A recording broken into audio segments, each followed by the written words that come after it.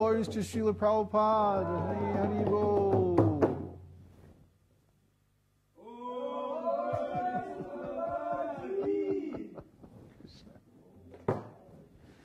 Namo Vishnu Padaya Krishna Prasthaya Budle Shmari Bhaktivinod Swami Namaste Saraswati Devi Gauravani Pacharni Nirvishesha Shunyavadi Paschachadisha.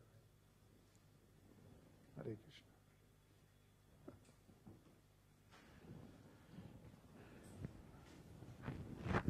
Well, finally stopped raining. After what, 3-4 straight days? Wow. Don't worry, it'll start again later on. So welcome to our Sunday Satsang. We finally got DSL. Yay. So those of you who tune in live get much better sound and picture, and it's going to get even better in the future as we upgrade our streaming service and like that. So today we're going to talk about this nice song from Gītāvalī by Bhaktivinod Ṭhākur. Bhaktivinod is our guru's guru's guru. My guru is Srila Prabhupada. Srila Prabhupada's guru is Bhaktisiddhanta Saraswati Thakur. Bhaktisiddhanta's guru is Gaur Kishore Das Babaji Maharaj. And his guru is Bhaktivinod Ṭhākur. So he wrote many, many nice songs.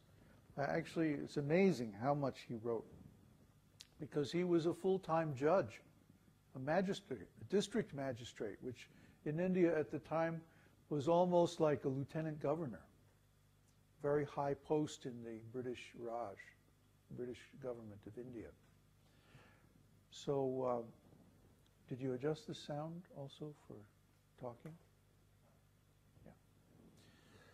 Yeah.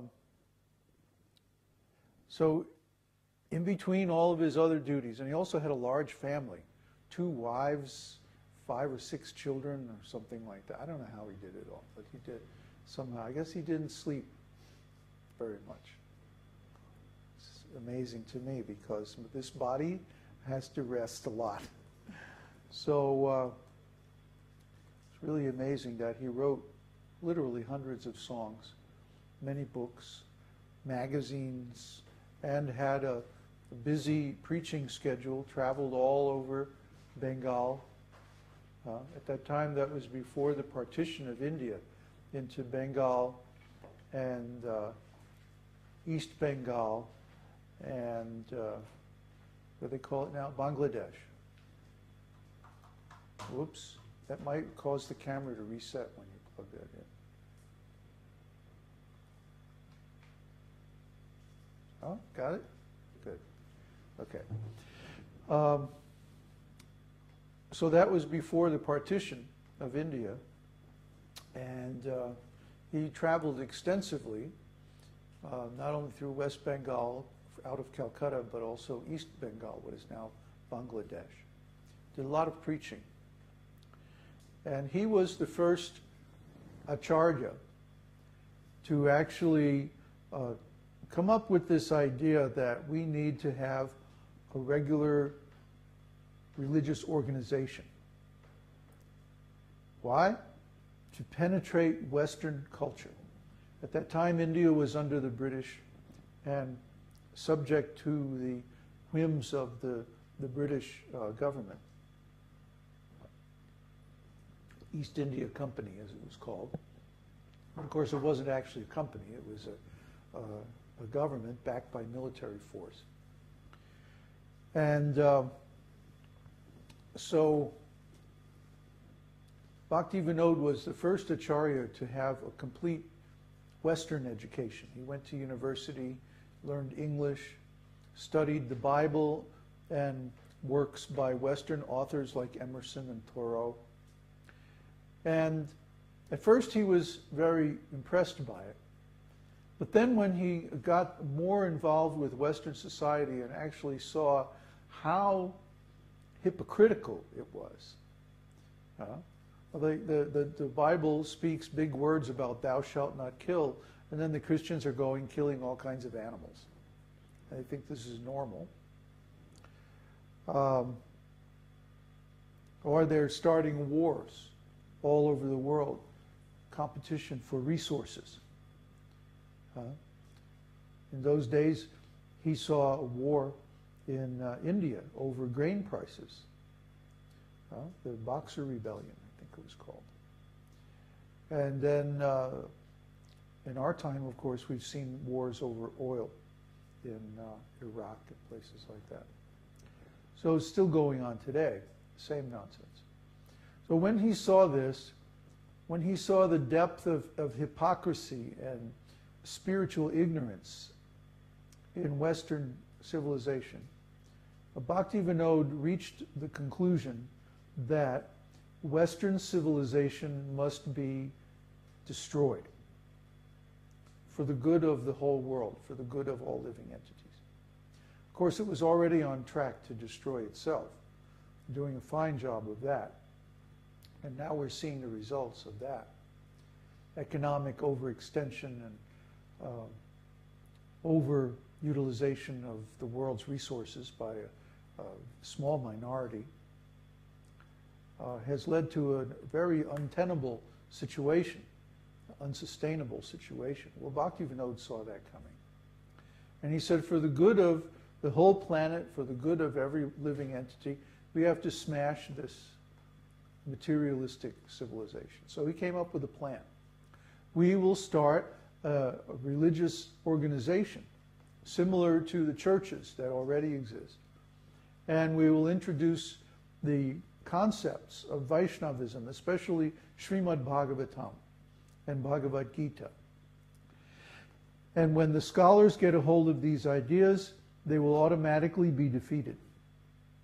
And this nonsense society will then just crash. So now this is all happening, of course. The Vaishnavacharyas are very powerful. We can't imagine how much influence they have over the affairs of the world. These esoteric teachings and events are known only to a few disciples.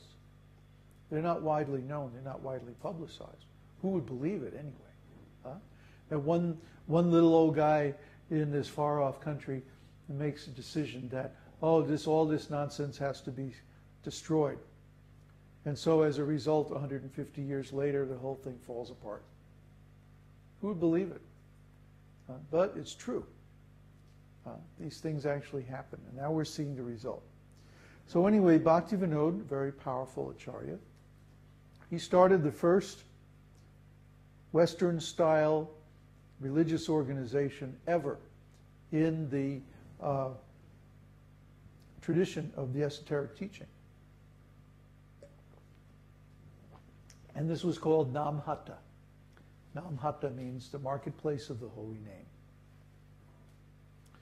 So this wasn't actually a serious religious organization. It was more of a parody. It was more of a satire on a Western-style church. He made it like a trading company, just like the British East India Company. It even had the same job titles and descriptions and stuff like that, except it was all transcendental.